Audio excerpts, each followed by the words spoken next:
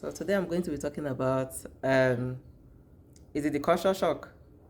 I'm not sure what to call it, but I know that's what they all call it. Is the culture shock for why women married to Nigerian men are mostly stay-at-home wives.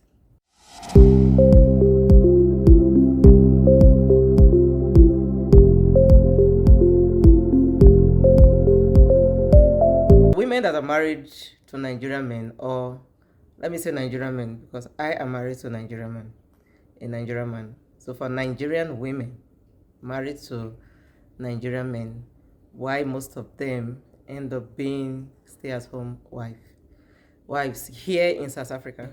Is it stay-at-home wives, stay-at-home women? Whatever it is. Most of the women that come here, the first thing is that they come here for one purpose, which is to support their partners. They get married most times in Nigeria and then they relocate with their partner, right? So when they come here, when they are coming, the plan is that my husband is the one working and I'm here to support him. So looking at that factor, it's basically the way most Nigerian women are raised, or at least what we see our parents do when we were growing up, is that the role of a woman is to support, which is kind of not contested globally or even scripturally, is to support the man when it comes to marriage. But when it's in the Nigerian context, it's sort of very traditional. Nobody tells you, but you just know that this is the role of the woman. Support your husband.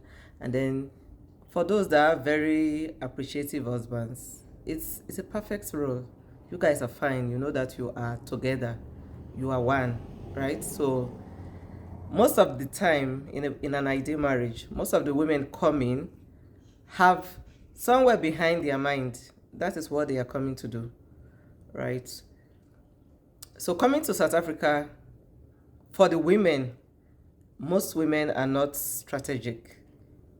So especially those that came to join their husband, the husband made all the plans for them to arrive and then they joined the husband, right? So they didn't do their own things. Basically, they didn't do so much research on what is happening in South Africa. So because most of the men come earlier and actually build a career, so most of the men coming are already strategic because they are the one that had the initial idea to come. So they are kind of already strategic. So they come and then they settle in after some years. South Africa is a difficult country to settle in for people that have gone to diaspora, that have relocated from their country. South Africa is a very difficult country to settle in, build a career, build a life, earn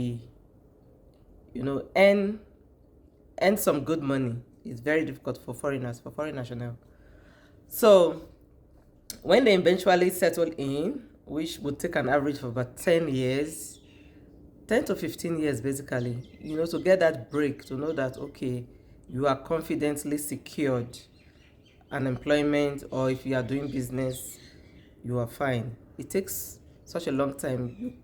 If you're comparing it to other countries, that a lot of people migrate to, South Africa will be way at the bottom for, foreign African immigrants, I would say, especially if you are not from the southern region, to settle in, right? So when the men are settled now, they come in, they've done all their stuff, they are settled in, and then they want to get married.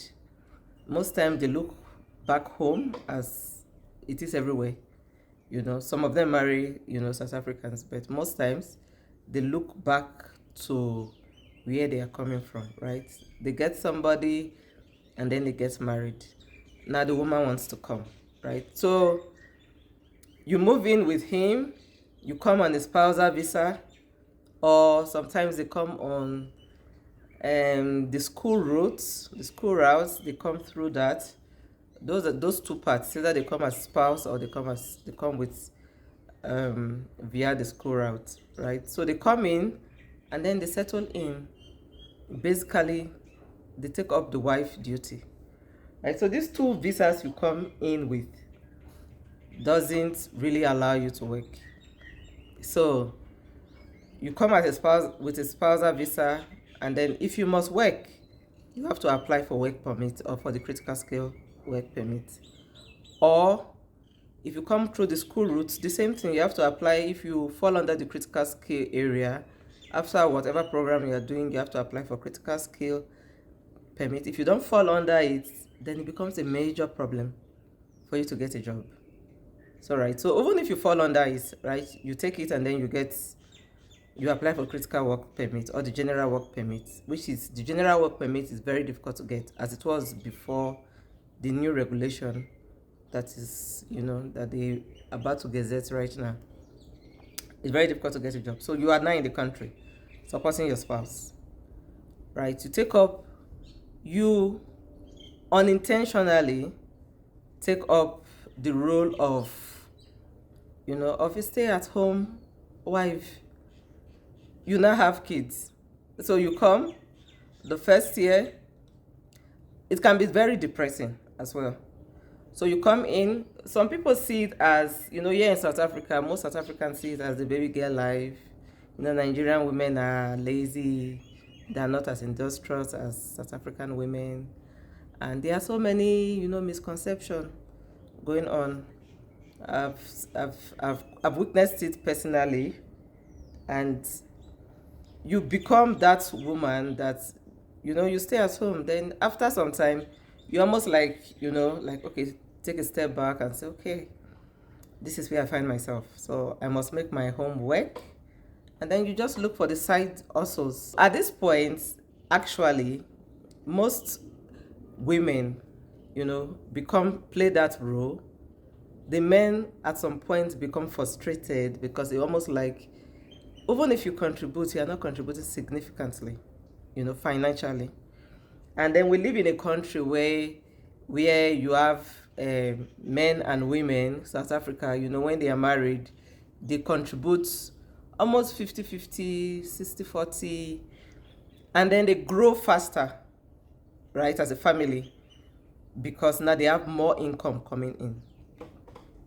But when it comes to the other way, now you have a Nigerian wife, you live in this society that both parties are contributing, but you have this woman that is almost like dragging you back, right? So the new generation women, South African women, Nigerian women that are coming in might not agree with me, but this is the fact. Probably they've not gotten there in their life journey as married women in this country with their partner. So most of us have gotten there. Let me not say most of us.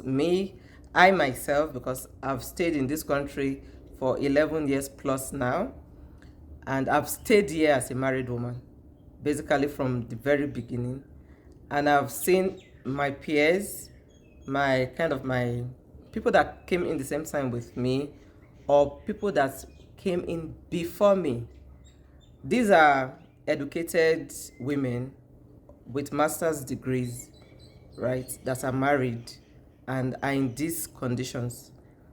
So at some point, they are deeply sad that this is where they find themselves. You have stayed, you are married, you've met the minimum requirements to now apply for permanent residency. All good and well. You're going to apply via your partner now, and then you become a permanent resident, right? Then it seems to you that things will be easy because you become a permanent resident, and then you can apply, more for jobs. Now, then there is a big problem. This problem is that most of the jobs are looking for experiences, which you didn't get, which at this point you have lived maybe 10 years, 8, 7, 9 years in the country. You've now become a permanent resident of South Africa, but you don't have work experience. So now in the process of staying at home, you've done all the side hustle, right? You've done some kind of small business here and there, which has not given you anything substantial. Majority of the time, you've worked. It's not like you've not worked, you're just sitting there. But because we belong to a system where, there's not a lot of jobs in South Africa as well, right? It's not like in those, more developed countries that have more jobs and are looking for people. So here you have less jobs. You have a lot of people looking for that jobs. You have people qualified than you. You are qualified academically, but when it comes to the experience, which the world is gradually, moving to the era of what can you do, not what is the degree you have. The degree you have, gives you the critical thinking ability, broadens your mind, but what is that thing that you can do with that that you can do? That is where most of the women are stuck. You meet all the requirements, but you don't meet that work experience requirement. So a lot of these women were even already working in top management position when they left their job. Now, back there in Nigeria. Now coming here and staying another 7, 8, 9 years with no job, right? Becoming a house, stay at home, whatever you want to call it, right? Then now you are looking for a job. The time difference from when you moved into South Africa with no professional growth has eroded your work experience. Because basically that's what happens.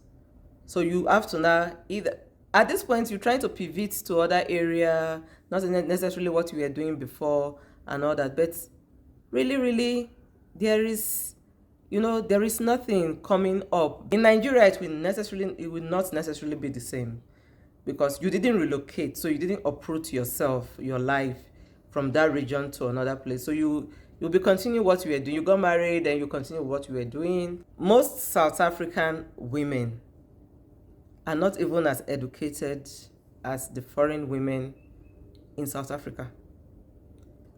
They are educated, but they are not as highly educated, right? So these women come from colleges or varsities and get work immediately, at least a lot of them, right? They get work almost immediately, or maybe they look for 2 years if the job market is very bad, but they do find their way into the system. Even the ones that go off maybe another 1 year or 2 to raise a family, they come back, right? So you give that impression that these women are very industrious. Now, which is not the case, which is the situation that makes these foreign women, or let me say Nigerian women, it might not necessarily be the same for people from the southern region. I think their visa, the permits they come with, sort of allow them to get into the system easily, or in a easier way compared from people that are not from the southern region. So I'm just going to stress on Nigerian women, right? So at the end of the day, these women are deeply saddened. So guys, if you are still watching this my rants or this my culture shock video up till now, please guys, I'm going to beg you guys now, please subscribe to my channel. I'm a fairly new YouTuber based in South Africa, right? So my channel is pretty new. I started earlier this year, and my subscription is very small numbers. So guys, please, now I'm literally begging, subscribe to my channel, or at least like my video if this video provides any form of content, information to you, or if it just entertains you, right, from seeing my face. Please Just subscribe to my channel, guys, please, and I'll appreciate it. Thank you very much for subscribing to my channel. To my returning subscribers, I'm deeply appreciative of your support, right? We all do side also. So it's actually not necessarily correct when you say, oh, Nigerian women are not industrious, or they like the baby girl life. We all like the baby girl life anyway.